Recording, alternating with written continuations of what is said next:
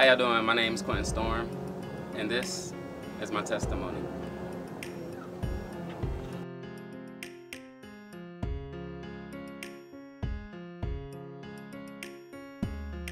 One. How y'all doing? My name is Quinton Storm, and this is my testimony. I guess my story starts here in Tampa, Florida. I was born right here at St. Joseph's. My mom, she was young and in love, I guess, with my father. And basically, throughout my childhood, I was a child who saw, a woman that I kind of had to take care of. So, funny thing being, my mom told me that I was one of the smartest kids that she's ever known in her life. I was the youngest kid to learn how to speak that she knew. She said I was carrying full conversations when I was 8 months, which is, crazy for a baby, whatever. But I guess, God probably put that on me because I had to. Because my mom, she was always strung out on drugs and stuff like that. And we were staying with a bunch of different men and stuff. But, my connection with people, it was, strained or whatever. And I think I was about 3. I remember, seeing my mom get locked up or whatever, or being taken away. And, I was staying with this guy, I believe his name was George, one of her boyfriends at the time. She was taken away to jail, and I was stuck with him. He didn't want somebody's kid who wasn't his, so of course, I ended up, staying at HRS with the child services or whatever. I was sleeping on the table there or whatever, and they put me in a foster home. A lot of drama with that, abuse and neglect or whatever. So my dad had some friends take me for the weekend, supposedly. They took me to Georgia, and they didn't bring me back right away. So basically it was a kidnapping or whatever, so I had to go through a whole nother process with that, with my mom's family trying to get me back. And so I ended up living with my aunt or whatever. And my aunt, they got me into the church with singing in the choir and stuff like that. So me not having an emotional bond with people, I guess me going to church, I kind of found love or whatever, because I could have been doing, a whole nother thing, running the streets like my brothers and stuff like that, being Bloods, Crips. My brother's in jail now for murder.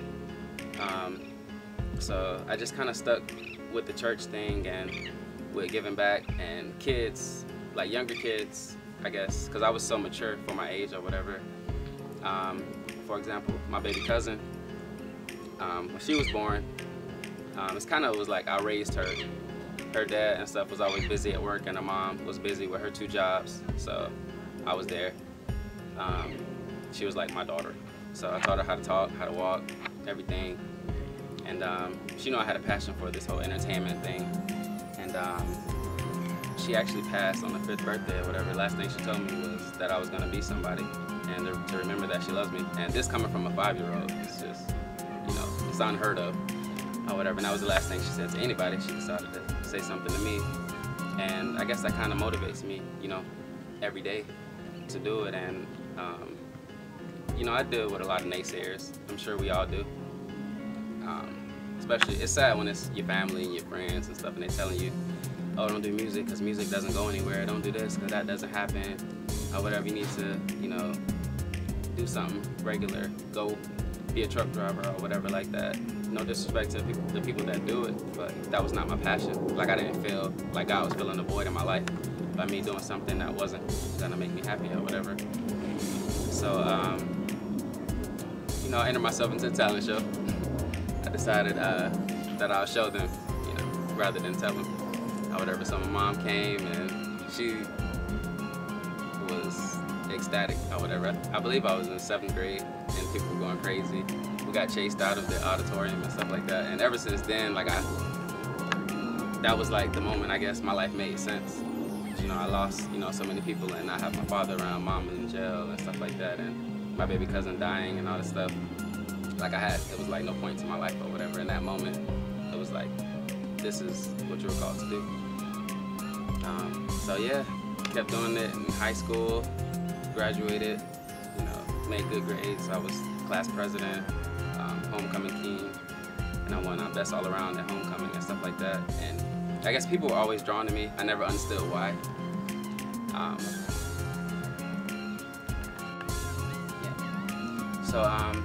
Yeah, I guess like people being drawn to me, it kind of, I guess it was God's way of saying that, you know, you need to involve yourself into things that you can reach other people and stuff like that. So, and then it's funny, I guess, because my parents are really small, I guess, mentally when it comes to secular music and stuff like that. But I try to keep my music as clean as possible and stuff like that to have, you know, a more mass appeal to the people. When I perform, I don't go around cursing and doing all this stuff because, you know, there's a lot of kids that look up to me, and to me, I take that personally. So I try to, you know, be positive. I try to stay positive. Anything I post on Facebook and stuff, I try not to post negative things because I'm trying to inspire people, you know, because there's a lot of kids out there like me who didn't have, you know, their moms and dads around. They didn't have that love coming from the house. So all they have is the media, or they have like some people that they look up to. And if they're gonna look up to me, then I wanna, you know, be a positive influence. Not stuff like that, for that part.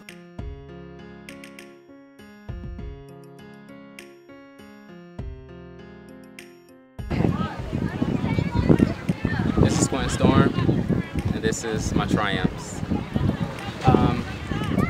But yeah, so like I was saying, you know, God wanted me to basically do something where I can, you know, reach the masses or whatever. So me stepping out on faith, against my parents', you know, wishes or whatever, of course, I decided to leave college because basically, long story short, my scholarship money got funny. So they told me I had to wait another year. So I prayed and prayed. I'm like, God, this can't be, you know, what you want me to do, because I'm trying to go to school for something I really don't want to do and stuff. So I just kept, you know, feeling New York, New York, New York. And of course, MySpace happened. A good friend of mine, T-Sean, he hit me up and asked me that I want to come to New York to, you know, do some choreography for him and his little brother's group. So I went out there, and it actually went great. Ended up leaving New York and moving to Philly with a good friend of mine named Young Sir. He was a host on BET.com when you know, when they had that show on BET, and I was working with his dancers, doing choreography and stuff. And Cheney University came to us and they asked us, could we do something with the school, and could we help them book an artist? And you know, I was building my contacts up, and I happened to know people that work with Neo. So you know, pulled the show together, and I ended up opening for Neo, which was, you know, a great experience. So from the Neo thing, I came back to Florida. I lived in Miami. I was working with hip hop kids, and Saturday Night Live, they did a little skit about us with Justin Timberlake and some other people.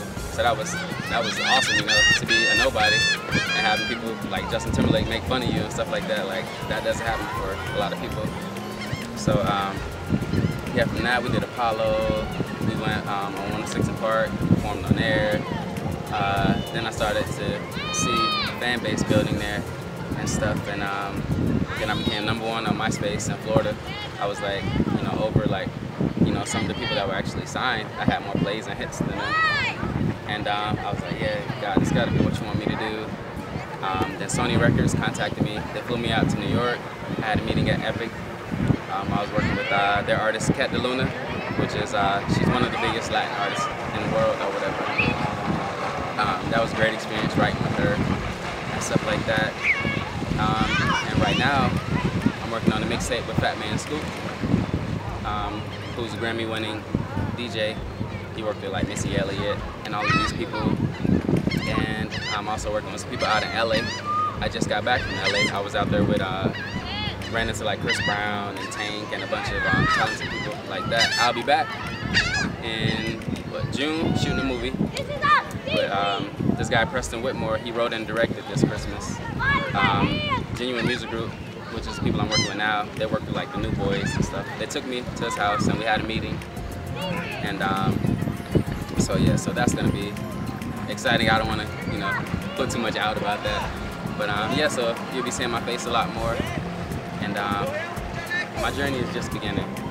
You know, I got my testimony, and this is the beginning of my triumph. So y'all look out for more. Stay prayed up. God bless. Quinton Storm.